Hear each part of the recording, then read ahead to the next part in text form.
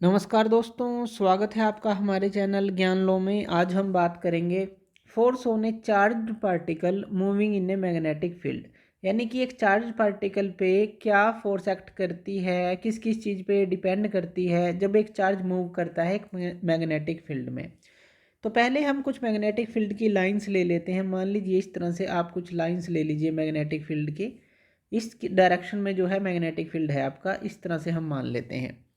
अब हम कोई चार्ज मान लेते हैं। मान लीजिए कोई चार्ज है, यहाँ पे कोई इस तरह का कोई चार्ज है। इसको आप क्यू मान लीजिए कि क्यू चार्ज है जो इसके ऊपर है। तो प्लस का हमने यहाँ पे दिखाया। अब जो है इसका जो चार्ज है, ये यहाँ पे ये क्या है, ये चार्ज है। एक बार हम इसको डिफाइन कर देते हैं।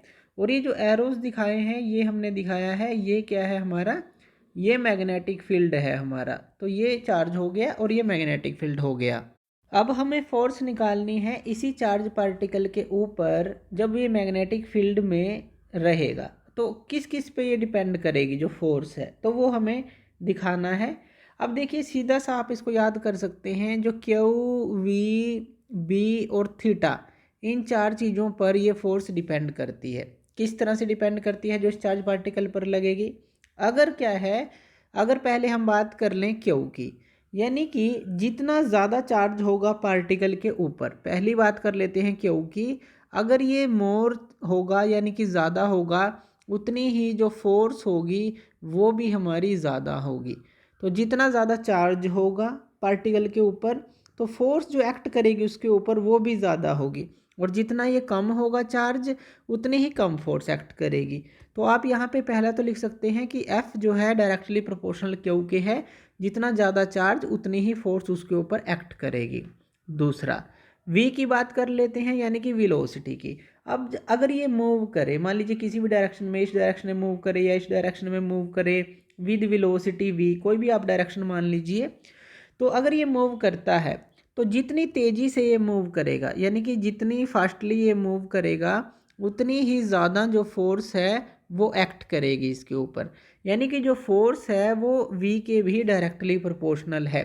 जितनी तेज़ी से वो मूव करेगा उतनी ही ज़्यादा फोर्स उसके ऊपर एक्ट करेगी। तीसरा पॉइंट, अब यहाँ पे v हो गया b। अब जो मैग्नेटिक फील्ड है, b क्या है हमारा, मैग्नीट्यूड ऑफ मैग्नेटिक फील्ड। तो जितना ज़्यादा जो है मैग्नीट्यूड ऑफ मैग्नेटिक फील्ड होगा, यानी कि मात्रा ऑफ मैग्नेटिक फील्ड की जितनी ज़्यादा होगी, यानी कि b की मात्रा जितनी ज़्यादा होगी, उतनी ही ज़्यादा फोर्स एक्ट करेगी पार्टिकल के ऊपर। तो फोर्स भी हमारा डायरेक्टली प्रोपोर्शनल होता है b के, यानी कि ये भी डायरेक्टली प्रोपोर्शनल हो गया। थीटा, अगर आप एंगल की बात करें, थीटा थीटा यानी कि जो फोर्स है, अब ये जो चार्ज पार्टिकल है ये जो है किस डायरेक्शन में मूव कर रहा है, कितने एंगल पर मूव कर रहा है। जैसे यहाँ पर हमने दिखाया ये बिल्कुल पैरेलल है, यहाँ पे ये परपेंडिकुलर है मैग्नेटिक फील्ड लाइन के। ये मैग्नेटिक फील्ड लाइन इस तरह से हैं जो ये हैं। तो किस एंगल पे ये मूव कर रहा है, यानी कि ये जो एंगल है वो डायरेक्शन ऑफ वेलोसिटी, जो कि वेलोसिटी जिस वेलोसिटी से ये मूव कर रहा है, और डायरेक्शन ऑफ मैग्नेटिक फील्ड के बीच में अगर बने, जैसे कि ये पैरेलल है बिल्कुल, और ये जो है बिल्कुल परपेंडिकुलर है यानी कि 90 डिग्री पे है। तो यहाँ पर हम लेते हैं कि जो फोर्स होगी वो साइन एंगल के साथ एक्ट करती है, यानी कि साइन थीटा के साथ, इसके प्रोपोर्शनल होती है। तो ये आपने देखा कि एंगल के ऊपर भी ये डिपेंड करती है। थीटा क्या है, ये जो थीटा है ये एंगल है हमारा वेलोसिटी के बीच में और मैग्नेटिक फील्ड के बीच में, यानी कि इसके बीच में और इसकी वेलोसिटी के बीच में ये एंगल है। तो अगर हम इन चारों इक्वेशन को देखें, फर्स्ट सेकंड थर्ड और फोर्थ को, तो जो फोर्स है हमारी वो डायरेक्टली प्रोपोर्शनल किसके आ जाती है, Q V B sine theta के डायरेक्टली प्रोपोर्शनल आ जाती है। और अगर आप डायरेक्टली प्रोपोर्शनल का साइन हटाते हैं तो वहाँ आप के ले सकते हैं, ये कांस्टेंट ऑफ प्रोपोर्शनैलिटी आप ले लेते हैं, Q V B sine theta आप इसको लिख सकते हैं।